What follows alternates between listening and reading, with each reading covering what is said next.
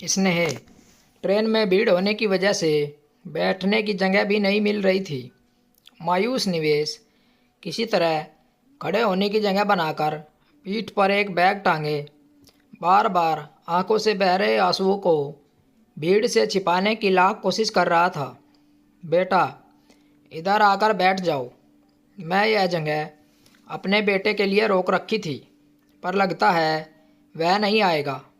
एक बुजुर्ग महिला की आवाज़ सुनकर निवेश चौंक कर इधर उधर देखने लगा।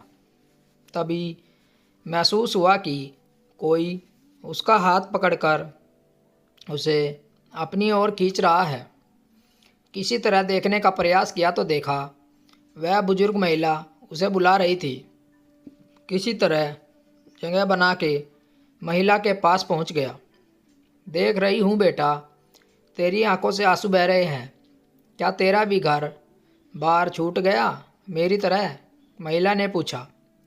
यही समझ लो दादी माँ, कल रात फ़ोन आया, माँ की तबीयत बिगड़ रही है, लगता है वह बचेगी नहीं। पिता तो बहुत पहले छोड़कर चले गए। सर पर एक माँ का साया था, अब लगता है वह भी नहीं रहेगा। कहकर निवेश बच्चों की तरह फूट फूट कर रोने पड़ा। अरे बेटा, रो मत।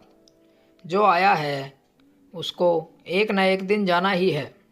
देखने से तो तुम अच्छे करके लग रहे हो, फिर कहाँ है ये जनरल बोगी?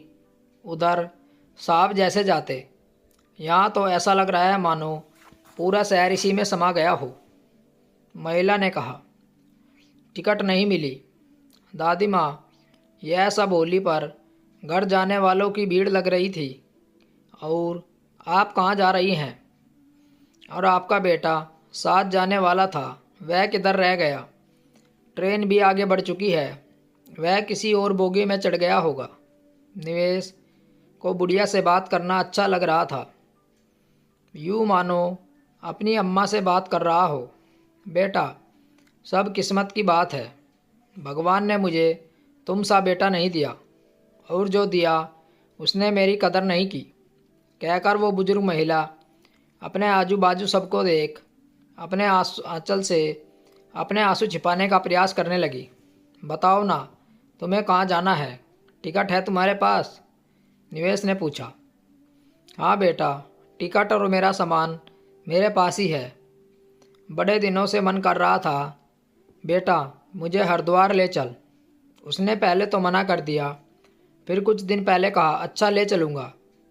बेटा बस वहाँ चली जाऊँ, फिर बोले बाबा सब संभाल लेंगे। यही सोचकर बेटे की खोज भी नहीं कर रही। जरूर वह मुझसे पीछा छुड़वाने के लिए यह यात्रा करवा रहा होगा। भीड़ में मुझे छोड़कर चला गया। क्या बताऊँ बेटा, मेरा बेटा बहू मुझे बहुत सताते हैं। दोपहर का भोजन देते हैं, उनको बाहर लगने लगा मुझे घर से निकाल दें, पर ऐसे निकालेंगे ये ना सोची थी। अब तो ठिकाना अता पता सब मेरे भोले बाबा के पास। महिला से ज़्यादा कुछ बताना नहीं चाहिए। निवेश को उस बुढ़िया की स्थिति पर दया आने लगी। गांव में अपनी माँ को छोड़ वह भी शहर नौकरी करता था। पत्नी गर्भवती थी, इसलिए उसे लेकर शहर नहीं गया था। बुढ़िया को देख मन कर रहा था उसे अपने साथ रख ले।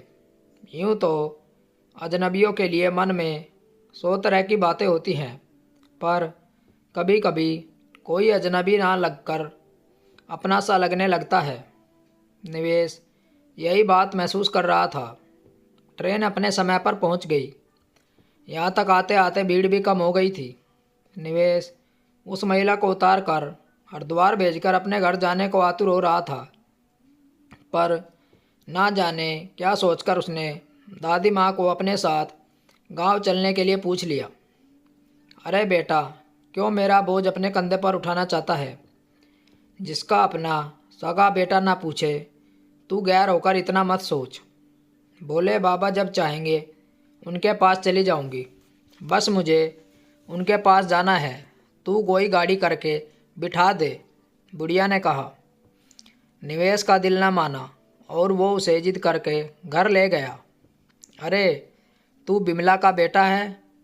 निवेश के घर पहुंचकर जैसे ही बुढ़िया ने निवेश की माँ को देखा, उनके बचने की उम्मीद ना के बराबर थी। हाँ, आप कैसे मेरी माँ को जानती है? निवेश ने आश्चर्य से पूछा। हम औरतों की ज़िंदगी भी देख, शादी से पहले क्या हम फुफेरी चचेरी बहनें होते थे। साथ खेलना कूदना अपनापन सब रहता था। शादी होते ही घर से क्या दूर हुए, सब रिश्तों से दूर हो जाते हैं।